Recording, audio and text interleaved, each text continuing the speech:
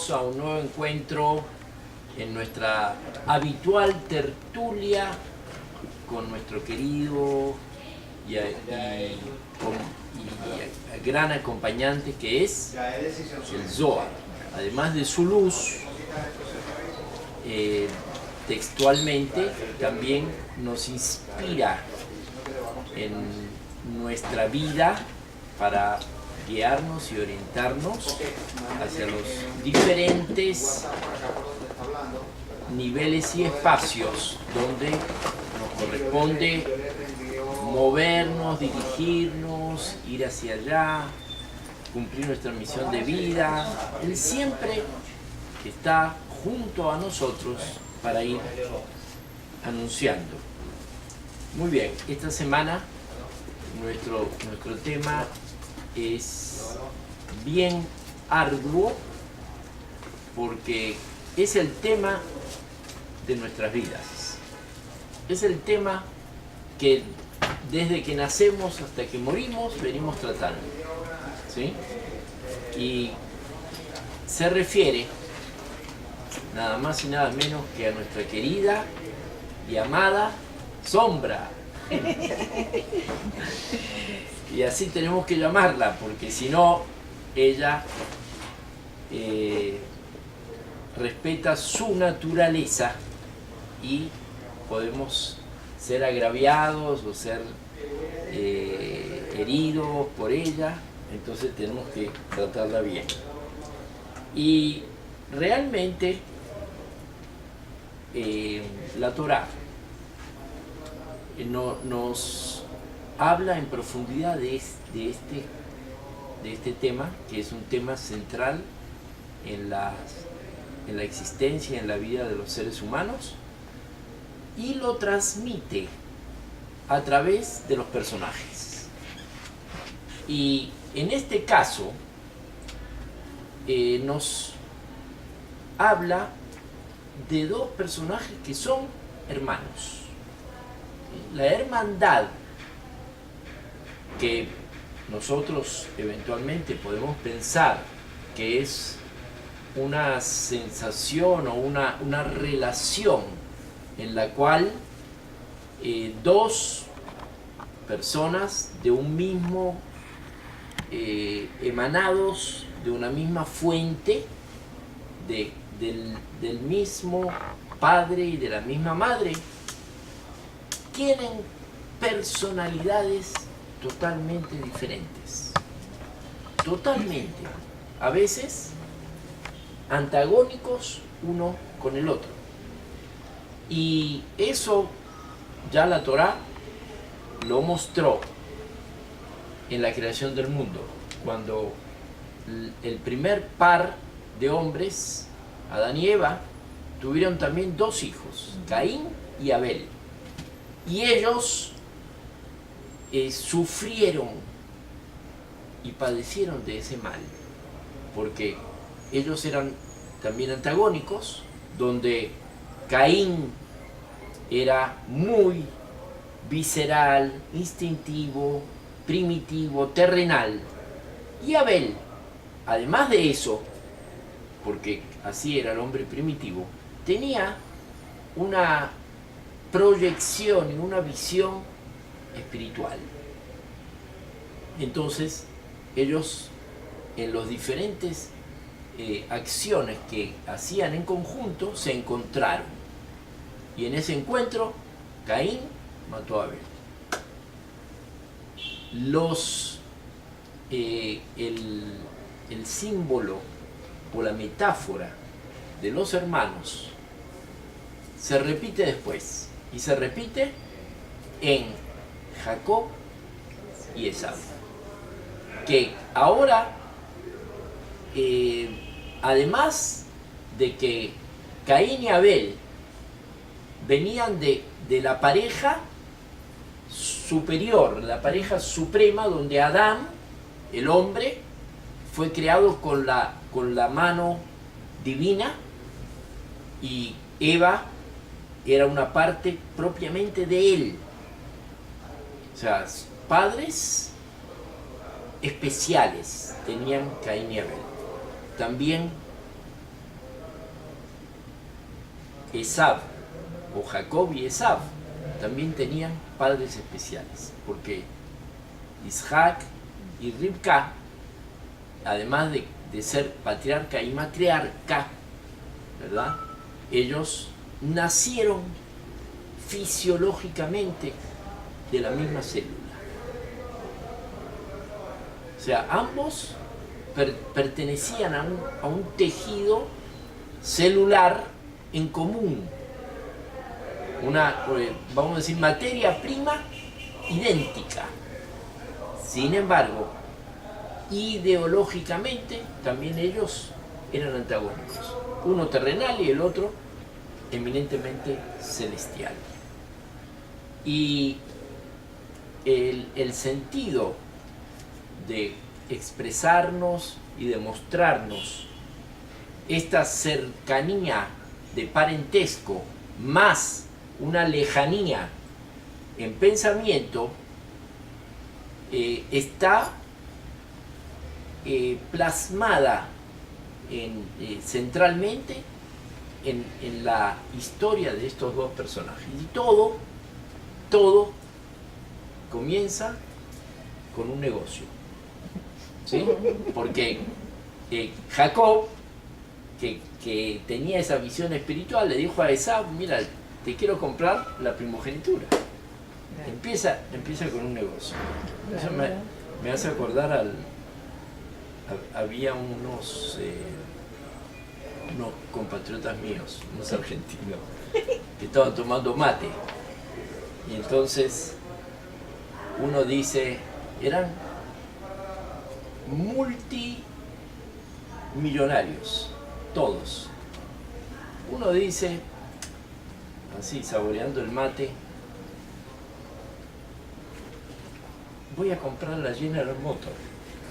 No sé qué hacer con mi dinero. Bueno, está bien.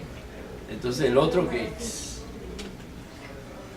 Sí, yo estoy en las tratativas por el Citibank.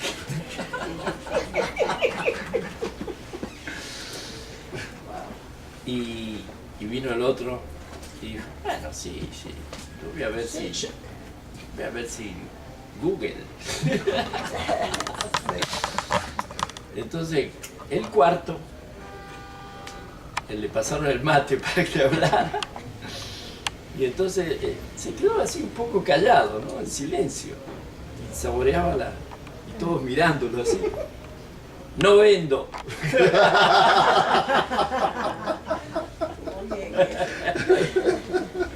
Está bien.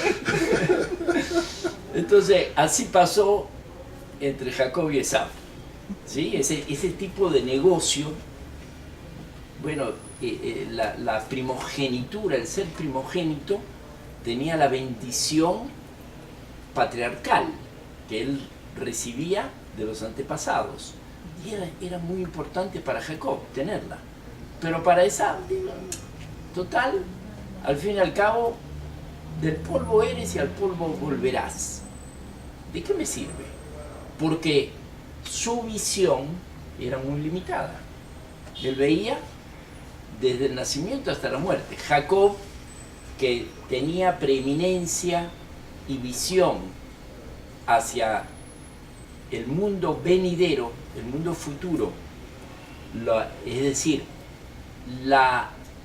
el crecimiento, la elevación, el progreso que hace el alma luego que deja este cuerpo. Eso es lo que se llama el mundo venidero. Jacob, que tenía esa visión, dijo, no, esta es mi oportunidad, le compró la primogenitura y a partir de allí empezaron todos los problemas.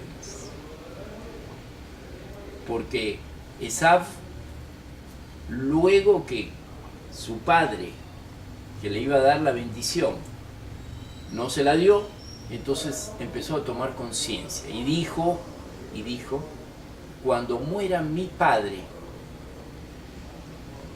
voy a tomar venganza y voy a matar a mi hermano. Esa era la propuesta de Esaú. Y así fue. es decir, Rebeca recibió esa información, se la transmitió a Jacob, y Jacob se fue. Dijo, no, me tengo que ir porque si no mi hermano me va a matar. ¿Pero a dónde se va? Resulta que si hacemos el cálculo de los años que él tenía en el momento en que salió hasta que se encuentra con Labán, hay 14 años perdidos que no los encontramos en el cómputo. ¿Qué hizo Jacob? Es decir, de que salió de la casa de su padre hasta que llegó a la casa del suegro, a trabajar con el suegro, a casarse con Rachel y Lea, pasaron 14 años. No sabemos qué pasó, pero recordemos que la visión mística y cabalística nos expresa más allá de, y eso se llama Midrash. Entonces el Midrash nos cuenta de que Jacob se fue a capacitarse, se fue a prepararse. ¿Por qué? ¿Por qué fue a prepararse? Si él vivía con la fuente, vivía con su padre, y su padre naturalmente recibía profecía. ¿Qué más tenía que prepararse? Se fue a preparar en dos sentidos, en el humano y en el espiritual. Y había centros. Definitivamente. No, están entrando a la reunión. Ah, me asusté, Dios, me creció la barba. Sí, Rafael. Rafael. ¿Cómo está, Rafael? Bienvenido. Entonces se fue a preparar y a capacitarse desde el punto de vista humano y desde el punto de vista espiritual. Desde el punto de vista humano, porque él toda su vida vivió en la casa de su padre. Y aparentemente,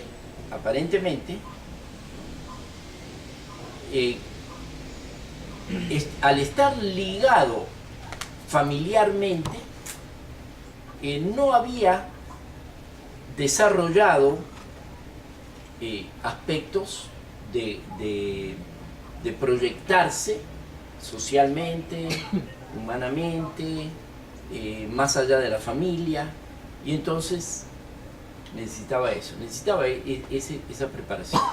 Y también la espiritual, porque se habían creado centros de estudio espiritual. Esos centros estaban dirigidos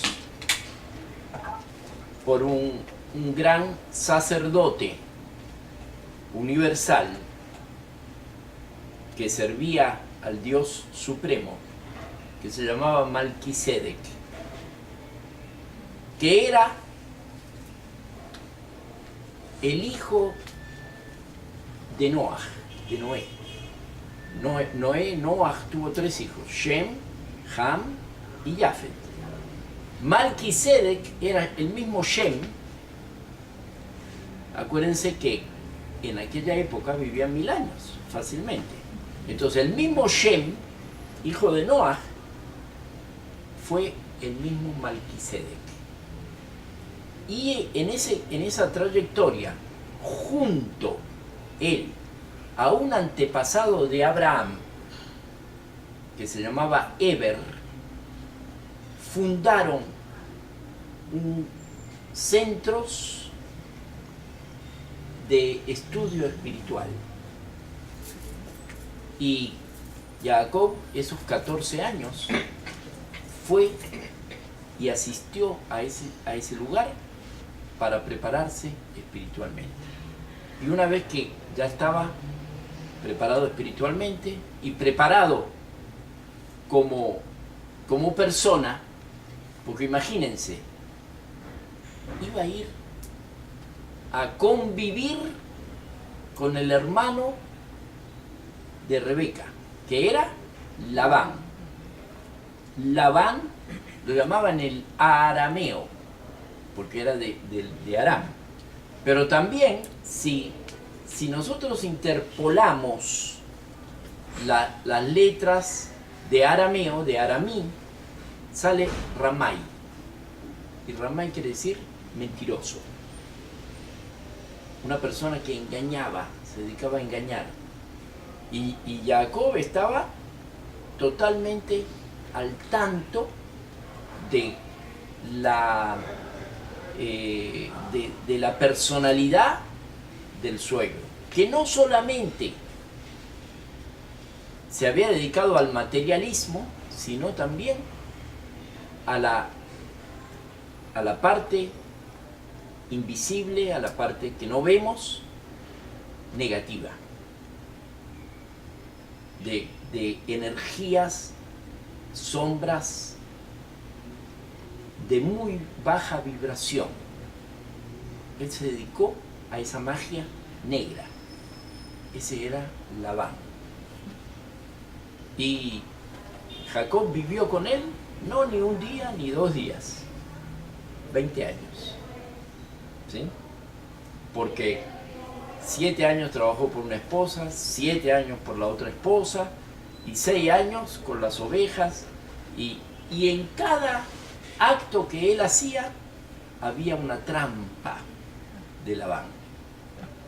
Entonces Jacob vislumbró eso, no me puedo ir directo.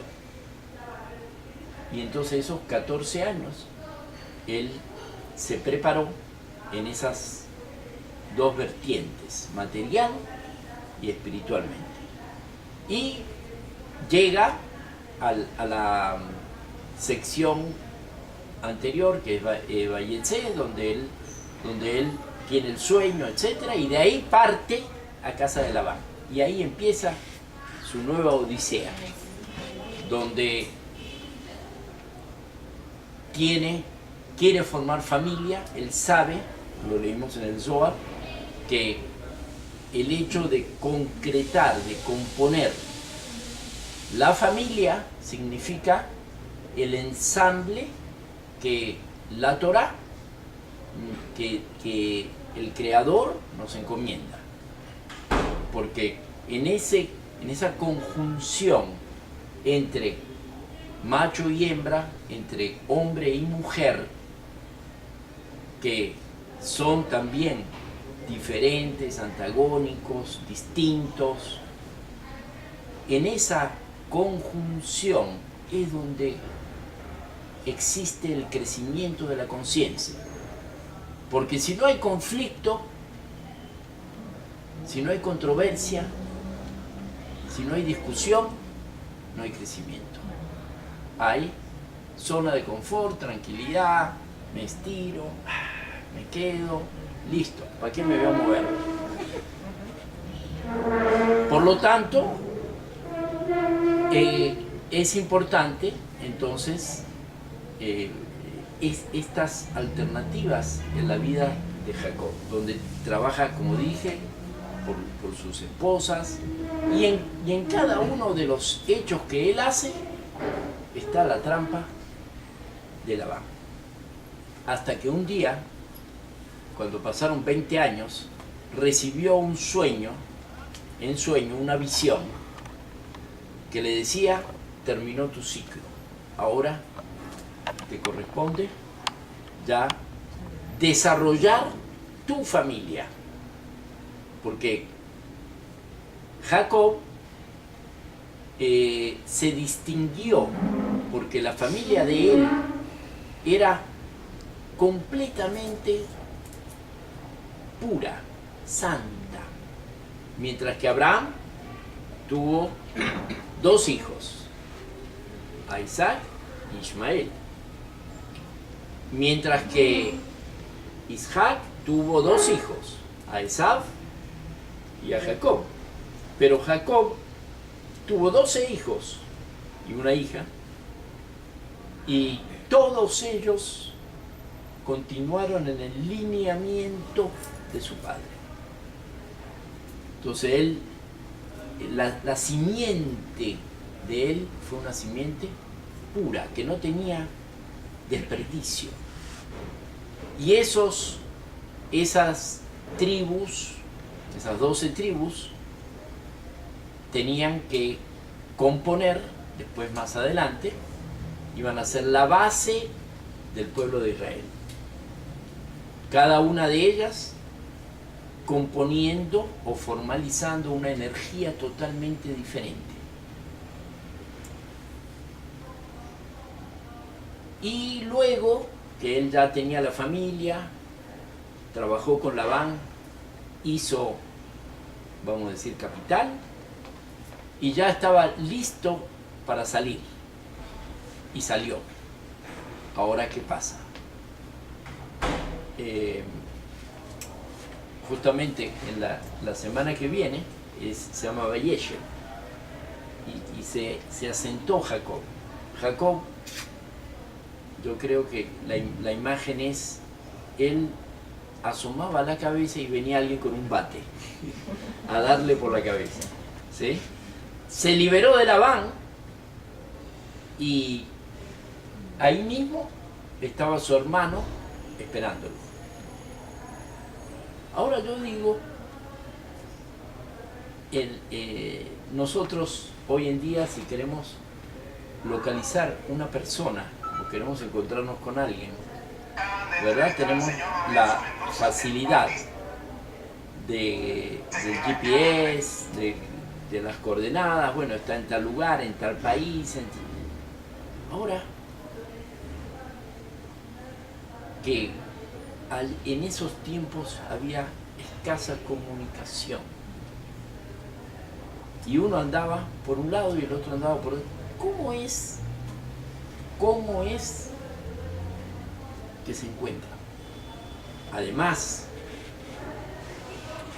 si no querían encontrarse, o si Jacob quería evadir a Esaú, facilito. O sea, eso era pura llanura o puras montañas. Lo que me indica o nos indica de que Jacob sí quiso enfrentarse a Esaú, a pesar de que Esaú representaba una poderosa fuerza negativa. Él quiso enfrentarse. Y enfrentarse, por supuesto, él no sabía qué circulaba por la mente de Esaú. No sabía. La última información que él tenía era que cuando muriera su padre, lo iba a matar. Pero no obstante, él se enfrentó. Y la pregunta es, ¿por qué se enfrentó? ¿Por qué se encontró? Vamos a decir, no enfrentó, encontró. ¿Por qué quiso encontrarse? Y la respuesta, él la tuvo de antemano. Primero, él quiso enfrentarse porque él representaba la luz. Y la luz no huye. La luz es expansiva.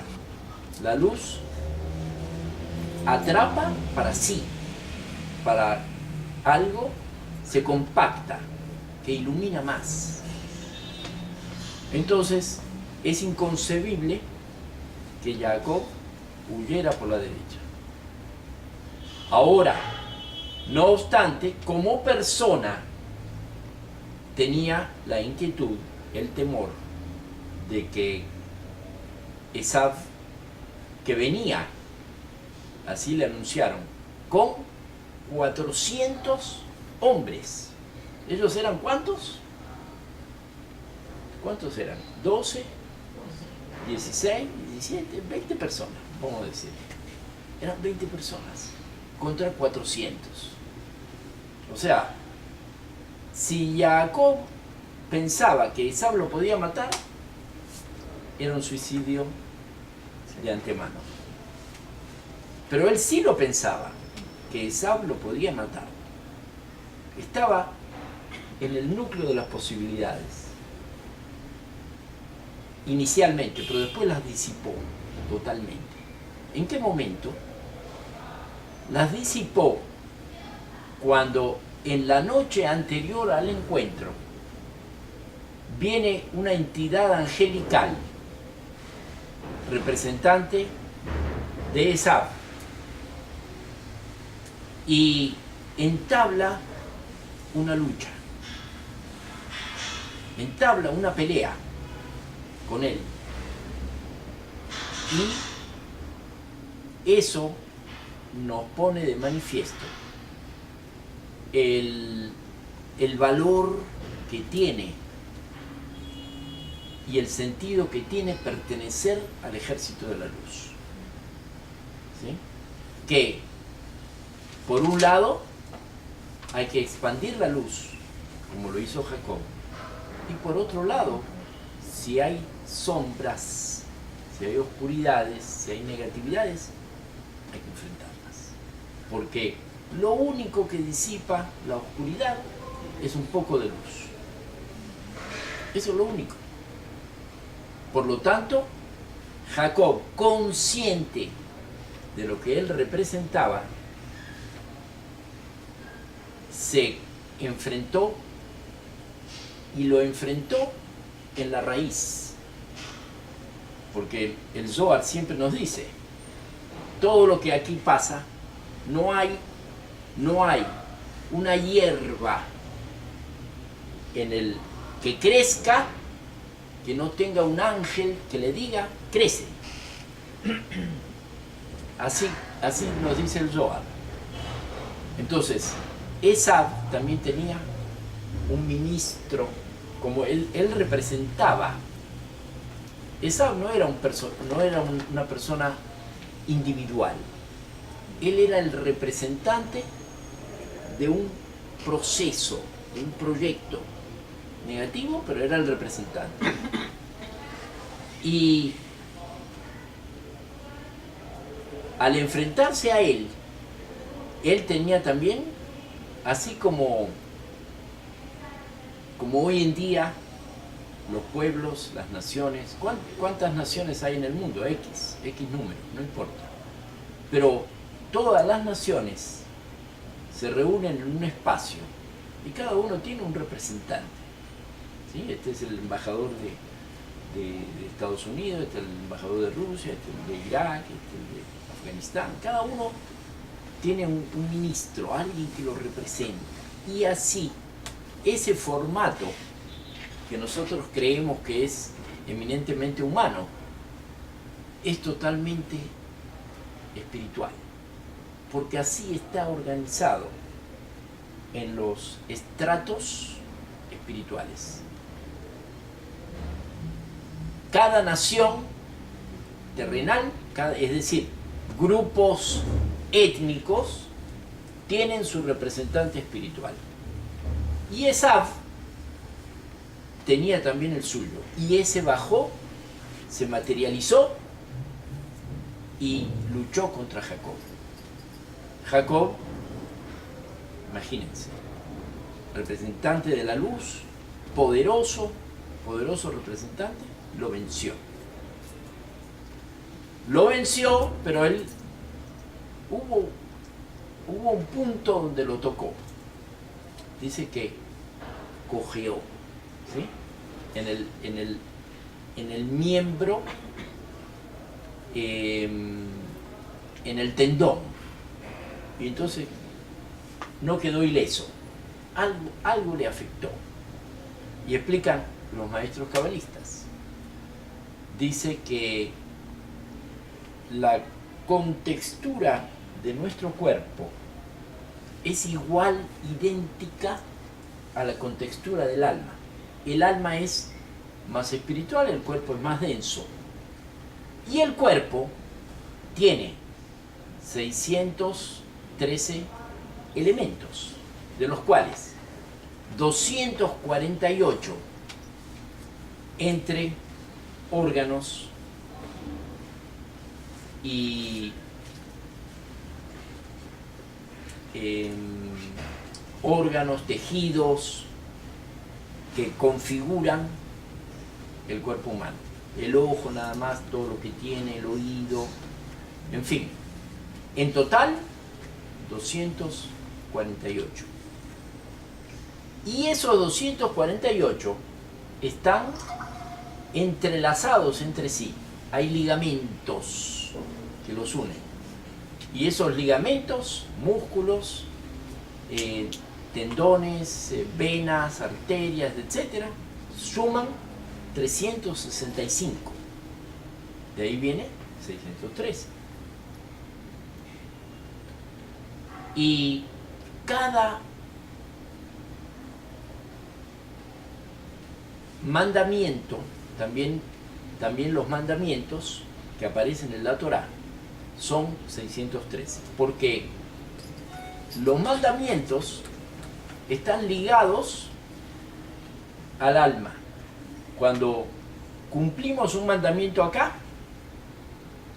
inmediatamente se prende una luz aquí arriba, de reparación, de arreglo, de tikkun. Los 248 miembros formalizan exactamente en toda la Torá 248 mandamientos activos.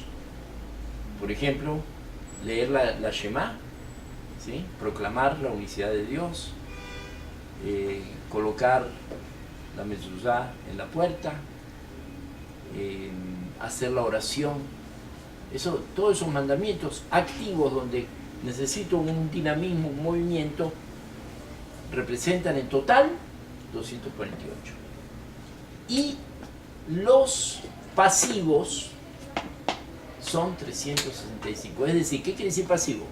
No matar, listo. Con no hacerlo, estoy cumpliendo. No robar, estoy cumpliendo. No blasfemar, etc. Todo lo que diga no se llama un mandamiento pasivo, que son 365. Igual que los días del año. Cada día, entonces, Aramban Nachmanides dijo que cada día del año está vinculado con un mandamiento negativo. Y él hizo un estudio qué significaba cada día con cada mandamiento negativo. Y a raíz, ¿por qué traigo todo esto? A raíz de que Jacob luchó con el ángel, se prohibió, el mandamiento negativo, se prohibió de comer del animal esa parte de ese tendón del animal, porque ahí evidentemente hay una debilidad. Entonces, más bien tenemos que reflexionar al respecto. Entonces dijo Arambán, ese golpe que le dio el ángel y que produjo un mandamiento negativo, ¿qué día del año se corresponde con ese mandamiento negativo? Y él, en su análisis, estableció y dedujo y comprobó que ese día era el día de Tisha B'Av, el día del 9 de Av, donde el exilio de Israel se multiplicó, se hizo más ancho, más amplio.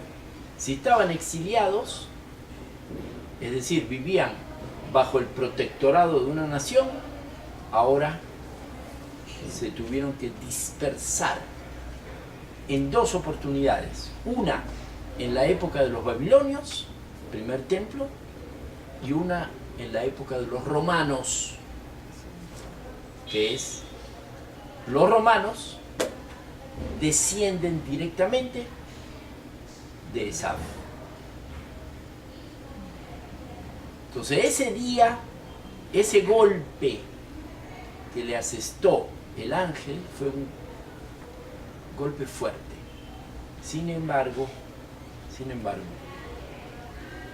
ahí dice, cuando termina este encuentro, dice que Jacob le brilló el sol, Vaizrahlo Hashemesh, Kasher Abar el Penuel, cuando él pasó por un lugar que se llamaba Penuel. Penuel quiere decir que vio a Dios cara a cara. Dios, el ángel, representaba a lo divino. Dice, ahí, aquí vi a Dios cara a cara, y él estaba cojeando. Pero le brilló el sol. Y explican la exégesis de que eso que le brilló el sol quiere decir que él sanó. Él se curó de esa cojera que él tenía. Y así fue, es decir, esto es lo que se proyecta a lo largo de la historia, de que realmente Esaú, el exilio que comenzó con la destrucción del segundo templo, fue un golpe, pero muy fuerte para el pueblo de Israel, porque el exilio se incrementó. Y sin embargo, ¿qué sigue después en la historia? Que Jacob sanó. Cuando salió el sol, porque Jacob, como Tiferet, representa el sol, y salir el sol significa que ya el sol estaba en plenitud, y Jacob recobró su fuerza y su poder. Es decir, esto es una señal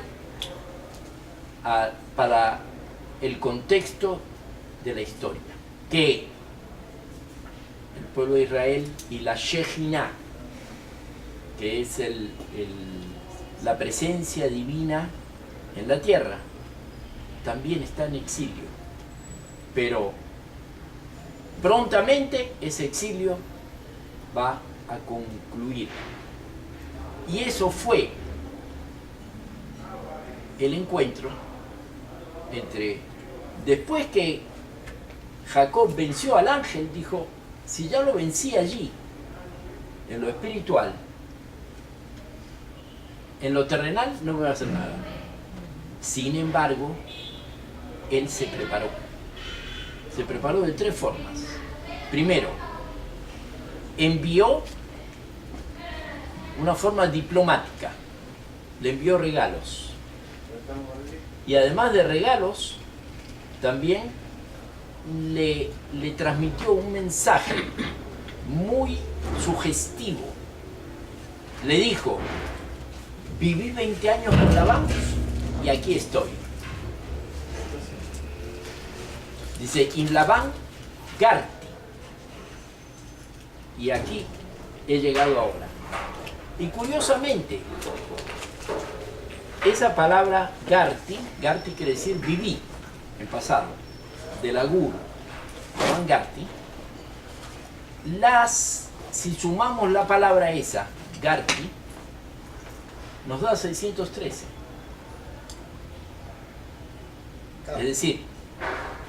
Es decir, viví con Labán y no obstante mi naturaleza espiritual totalmente incólume. Porque esas son las únicas palabras que le dice. ¿qué le importaba a Esab si estaba con Labán o si estaba? Él podía decir, bueno, formé familia, que era más importante, tengo hijos, no sé qué. No, él le dice, viví con Labán. Y aquí estoy. O sea, ya es un mensaje subliminal. Entonces, él se preparó de tres formas. Primero, envió diplomáticamente, le envió regalos de lo que él tenía. Segundo, utilizó el poder de la oración. El poder de Jacob estaba en la palabra, en el verbo, en la expresión. Y hizo una oración a Dios para que Dios lo liberara de su hermano. Y tercero, se preparó estratégicamente para la batalla. Un poco iluso, pero 400 contra 20, pero bueno. Él sabía que él tenía el poder más grande, que era el poder espiritual. ¿Y cómo se preparó para la batalla? Bueno, puso a es decir, en la familia puso a... él estaba casado con Rachel y Lea y tenía 2 concubinas. Entonces puso a las concubinas al frente, detrás los hijos de las concubinas, después venía Lea y los hijos, y después venía Rachel, y el último era José. ¿Y Dina? Dina la tenían en un baúl, la escondieron. Por eso, ¿por qué la escondieron? Porque si Esab la veía, es decir, las demás mujeres estaban comprometidas porque eran esposas de él, pero Dina no tenía compromiso. Dámela como mujer, le iba a pedir Esab. Entonces la escondieron totalmente como una caja. Y con esas 3 estrategias es que Jacob se preparó para encontrarse con su hermano. Y esas 3 estrategias son las que nos enseñan a nosotros cómo manejarnos con esa sombra. ¿Sí?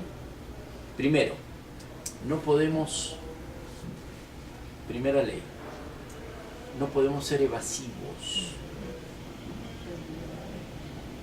o omitirla, o ilusorios y decir no existe. Él estaba clarísimo. Segundo, fíjense que él podía haberse escapado en esa llanura, en esas montañas, en esos valles, en ese territorio, etc., pero él enfrentó. Segundo, a pesar de que él ya sabía que tenía la victoria, actuó en el ámbito terrenal, actuó como siguiendo el protocolo. ¿Cuál es el protocolo?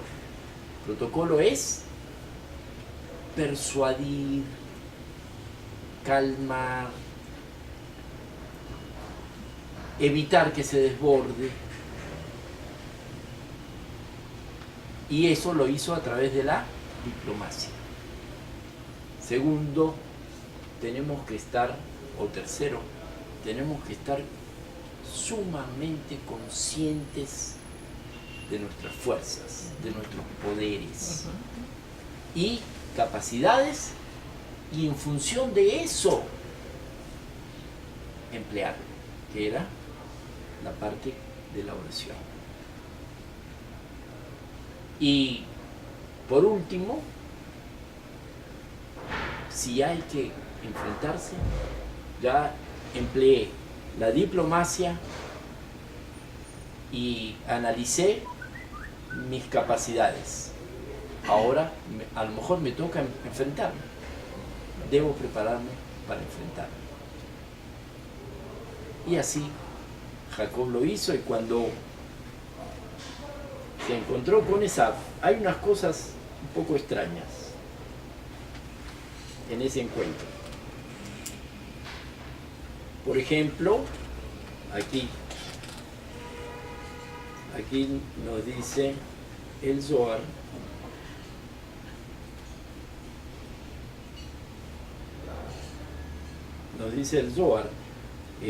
de acuerdo a la narración bíblica,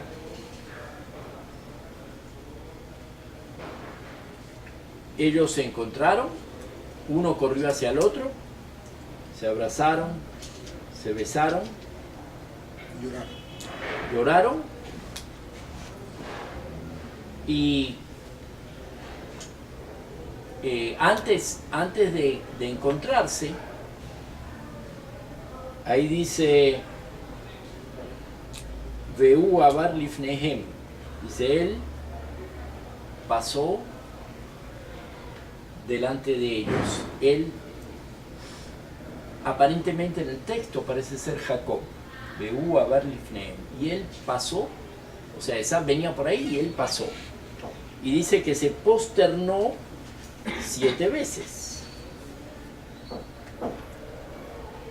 Se posternó 7 veces hasta que llegó a encontrarse con su hermano. Y aquí el Zohar pregunta y dice, ¿cómo es posible que Esaú, que representaba esa ilusión del ser humano, esa visión múltiple de la vida, que Jacob se posternara ante él? Y entonces él hace el Zohar hace una visión muy minuciosa. ¿Será que se habrá?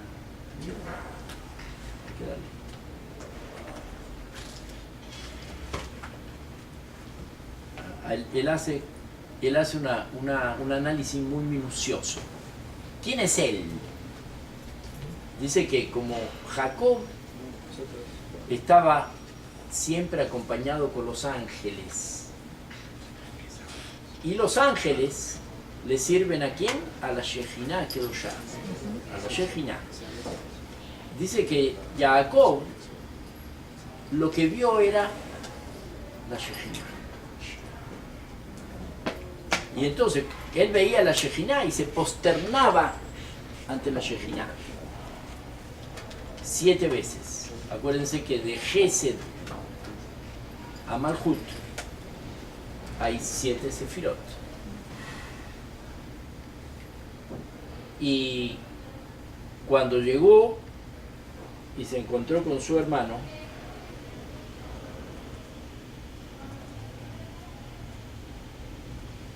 dice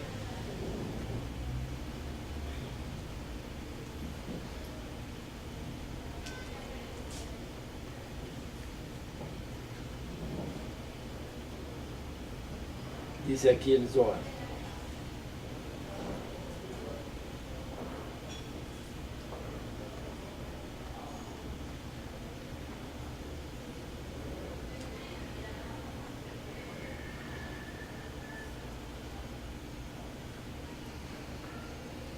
Dice aquí el Zohar,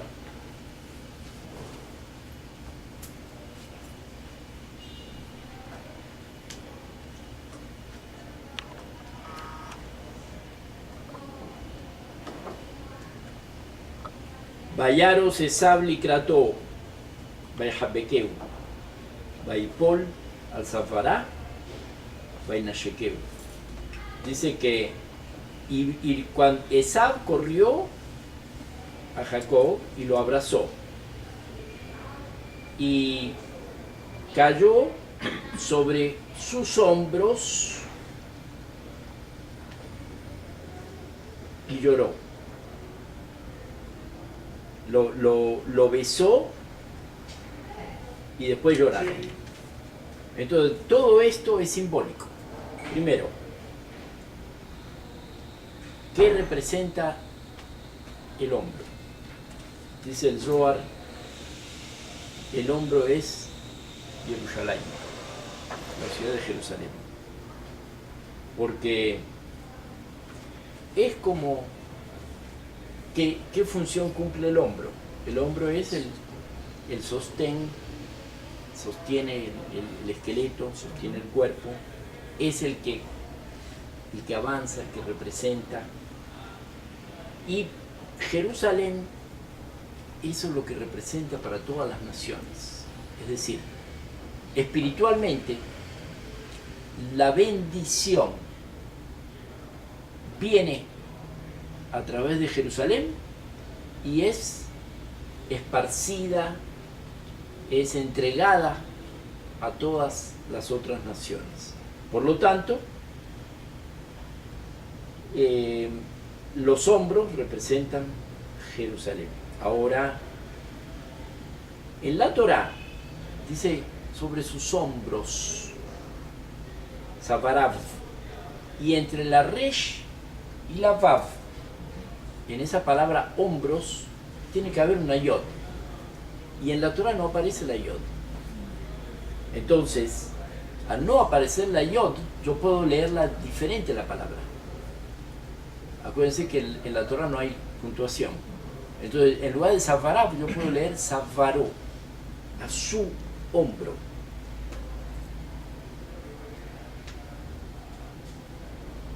Porque está escrito su hombro, Savaró, pero se refiere a los hombros.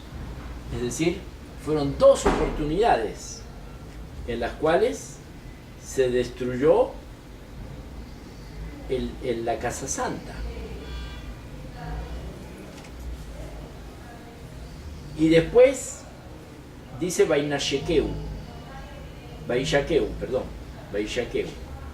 y esa palabra Vaishakeu, acuérdense que hoy en día nosotros leemos los textos y ponemos coma,